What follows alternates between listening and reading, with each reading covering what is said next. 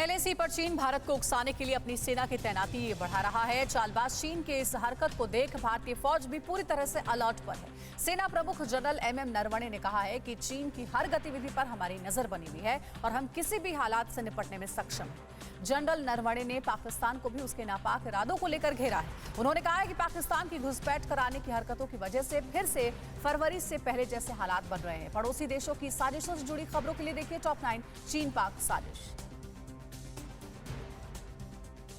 LAC पर चीन की साजिशों को मुंहतोड़ जवाब देने के लिए भारत ने भी पूरी तैयारी कर ली है। लद्दाख पहुंचे army chief general MM Naravane ने टीवी9 भारतवर्ष से खास बातचीत में दुश्मन देशों को सख्त संदेश दिया है। जनरल नरवणे ने कहा कि भारत की फौज हर चुनौती के लिए तैयार है। चीन की हर हरकत पर हमारी पूरी नजर है। उन्होंने कहा कि एलएसी के हालातों पर हमारा पूरा नियंत्रण है।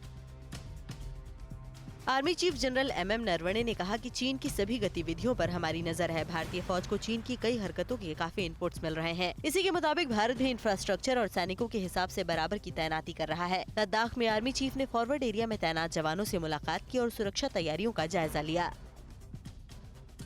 आर्मी चीफ जनरल नरवणे ने कहा कि पिछले 6 महीने में एलएसी पर हालात सामान्य रहे, लेकिन हाल के दिनों में चीनी सैनिकों की तैनाती बढ़ा दी गई है, जिसके बाद हमें भी तैनाती बढ़ानी पड़ी। हालात सामान्य हो रहे हैं। उन्होंने कहा कि इसी महीने के दूसरे हफ्ते में 13वें दौर की बातचीत होने की उम्मीद है, जिसके बाद हम डिसएंगेजमेंट की प्रक्रिया आगे बढ़ाएंगे। भारत और चीन के बीच एलएसी पर 1 साल से ज्यादा समय से चल रहे तनाव को खत्म करने के लिए भारत ने 18 एक्शन पॉइंट बनाए हैं। एलएसी पर शांति को लेकर अक्टूबर में 13वें दौर की बैठक होनी है। भारत ने बैठक में विवादित मुद्दों को एक साथ के बजाय एक एक कर उठाने का फैसला किया है। इसमें कोंकालाक के पास हॉट स्प्रिंग, डेमचोक और देपसांग में पेट्रोलिंग के अधिकारों को बहाल करने का मुद्दा भी शामिल है। एलएसी पर चीन तनाव बढ़ाने वाली हर हरकत कर रहा है। जिनपिंग की पीएलए अक्साई चीन के इलाके में भी रात में युद्धाभ्यास कर रही है। चीन ने भारत से लगती सीमा पर रूस के अत्याधुनिक S-400 एयर डिफेंस सिस्टम को तैनात कर दिया है। चीन ऐसी हरकतों से एलएसी पर जंग जैसे हालात बनाने में लगा है। ऐसी भी आशंका जताई जा रही है कि चीन एक बार फिर से गलवान जैसी खूनी झड़प को दोहराने की साजिश कर रहा है। एलएसी पर चीन की ओर से फौज बढ़ाने के बाद भारतीय सेना ने भी लद्दाख में K9 वज्र की पहली रेजिमेंट तैनात कर दी है। 67 किलोमीटर प्रति घंटे की रफ्तार से दौड़ने वाला K9 वज्र टैंक 50 किलोमीटर तक दुश्मन के किसी भी ठिकाने को ध्वस्त करने की क्षमता रखता है। K9 वज्र को ऊंचाई वाले इलाकों में भी इस्तेमाल किया जा सकता है। इसकी तैनाती से सेना की ताकत और बढ़ेगी। एलएसी पर चीन की ओर से अपनी फौज की तैनाती बढ़ाने के बाद भारत फौज ने भी कमर कस ली है। हालांकि ठंड के दौरान भारतीय फौज की परेशानी बढ़ जाएगी, क्योंकि सेना के करीब 2 लाख जवानों को लगातार दूसरे साल कड़ाके की सर्दी बॉर्डर पर ही काटनी होगी। पिछले साल मई महीने में जब चीनी सेना ने लद्दाख में घुसपैठ की कोशिश की थी, तब एलएसी पर 2 लाख भारतीय सैनिकों को तैनात कर दिया गया था।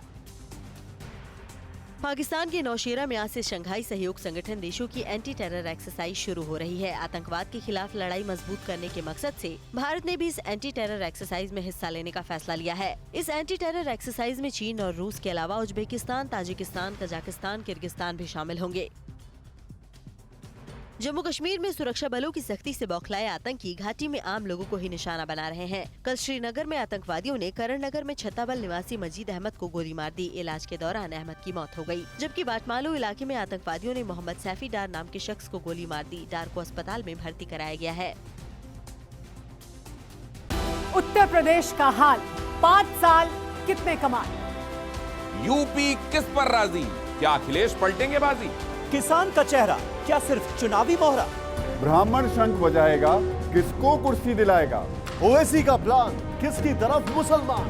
साल 2022 के चुनाव का सबसे बड़ा मंच देखिए टीवी9 भारतवर्ष सत्ता सम्मेलन उत्तर प्रदेश 4 अक्टूबर सुबह 8 बजे से लगातार सिर्फ टीवी9 भारतवर्ष पर। फिक्र आपकी, सोमवार से शुक्रवार रात 9 बजे सिर्फ टीवी9 भारतवर्ष पर।